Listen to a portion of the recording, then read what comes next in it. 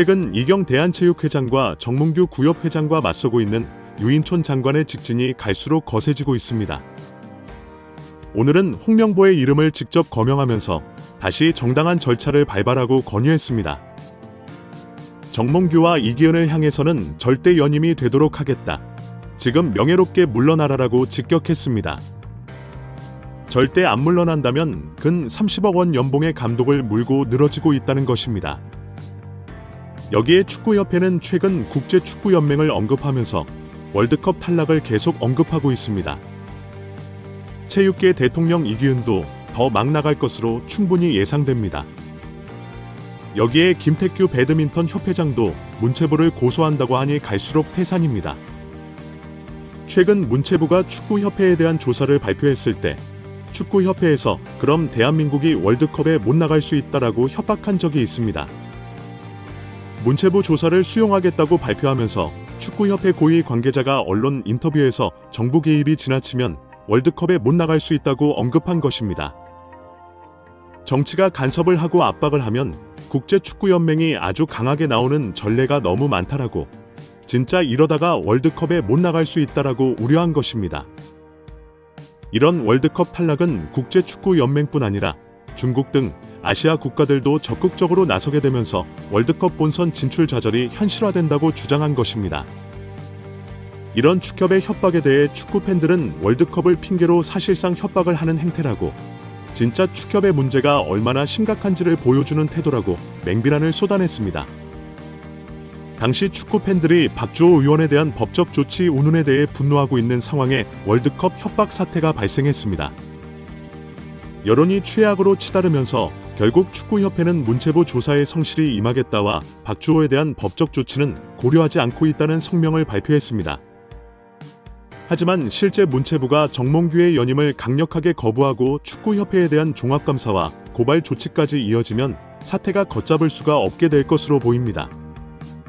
실제 축구협회가 국제축구연맹에 급히 도움을 요청한다면 엄청나게 사태가 확산될 수 있다는 우려도 나오고 있습니다.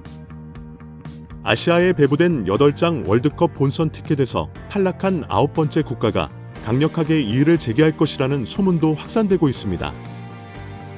축구협회가 뒤에서 이런 공작을 펼칠 수도 있다는 우려가 나오는 이유입니다. 이런 상황에도 오늘 문체부의 유인촌 장관은 직진하고 있습니다. 유인촌은 정몽규 축구협 회장은 스스로 거취를 결정하는 것이 명예로울 것이라 언급했습니다. 국민들의 시선 또는 언론에서 지적되는 여러 문제들이 너무나 비판적이다. 이런 상황에서 옆에서 누가 얘기를 한다고 될 일은 아니다라며 개인이 선택하는 게 오히려 훨씬 명예롭지 않겠냐고 주장했습니다. 유인촌은 정 회장을 향해서도 정 회장이 사연임을 강행할 경우 승인을 불허하겠다고 밝혔습니다.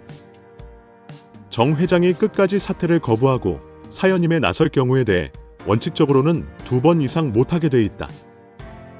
연임할 때도 스포츠 공정위원회의 허가 과정을 거쳤다면 계속되는 꼼수를 저격했습니다. 이어 공정의 사안, 연임은 문제가 있으니 이 부분은 시정해달라고 권고했다.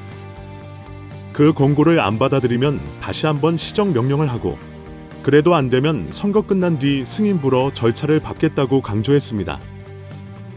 최근 정몽규뿐 아니라 이기흥 대한체육회장도 연임을 위해 정관 변경을 시도해 문체부가 저지하니까 스포츠공정위원회에서 허가를 받는다면 연임이 가능한 루트를 선택하고 있습니다.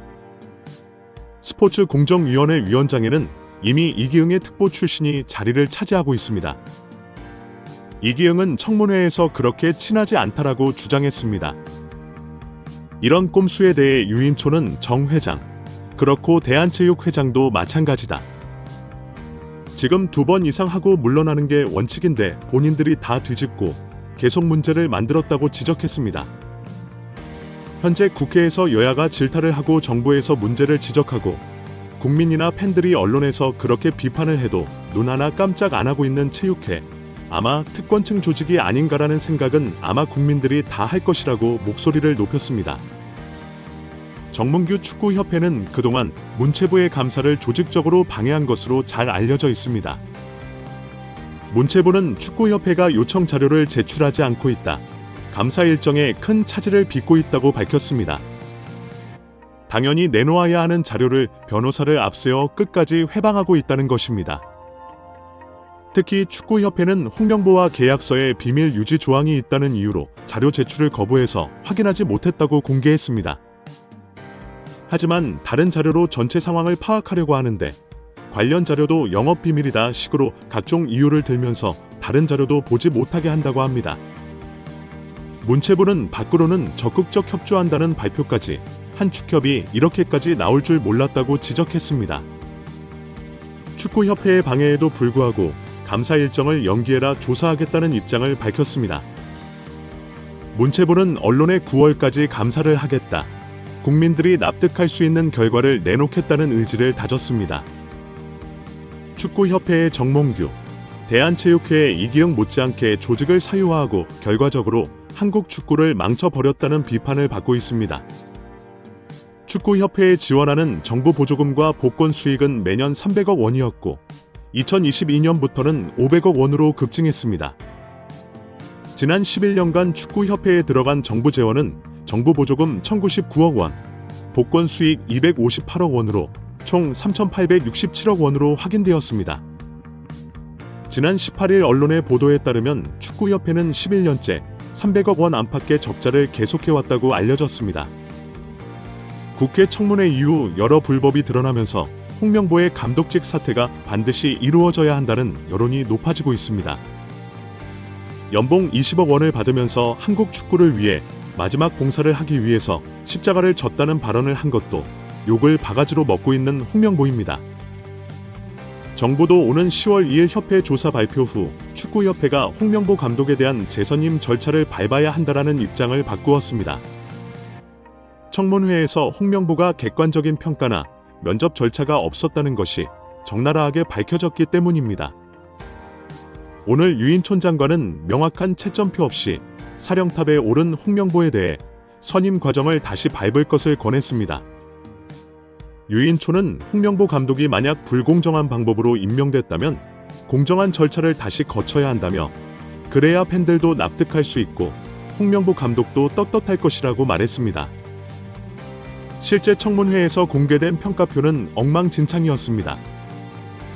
동네 개모임이나 동아리 모임보다 못하다며 요즘 중학생 축구 팬도 이것보다 더 자세하게 분석했을 것이라는 지적까지 받았습니다. 평가표는 국가대표 전력강화위원회가 홍명보와 거스 하이딩크, 다비드 바그너 감독의 최종 순위를 가린 PPT 한 장짜리입니다. 홍명보 감독을 1순위로 본 정량, 정성 평가 기준 하나 나열하지 않았고 최종 점수도 제공하지 않았으며 이들을 모두 만난 이임생 이사의 주관적인 판단만 가득했습니다. 청문회에서 가장 하이라이트는 홍명보가 선임 과정에 절차적 정당성이 훼손되어 그 문제로 감독직을 사임할 생각이 전혀 없다라고 말한 부분입니다. 청문회의 과정에서 감독 선임 절차에 심각한 문제가 있는 것으로 확인이 되었기 때문입니다. 11차 전력강화위원회 회의가 행정상 불법이었고 위원장 교체하면서 임명장 등 행정적 절차가 전혀 없었으며 이미 홍명보가 사전에 낙점해 놓은 증거들이 수두룩 쏟아졌습니다. 홍명보는 처음에는 불법이 전혀 없었다. 선임 규정과 절차에 아무 문제가 없다라고 목소리를 높였습니다. 하지만 오후에는 행정적 절차가 일부 없었다는 건 인정한다고 발언했습니다. 선임 절차에 문제가 있어도 한국 축구를 위해서 물러날 수 없다라고 말했습니다. 홍명보는 자신이 물러나는 경우는 성적이 좋지 않을 경우라고 주장했습니다. 현재 축구 팬들은 유인촌을 응원하게 되는 상황입니다.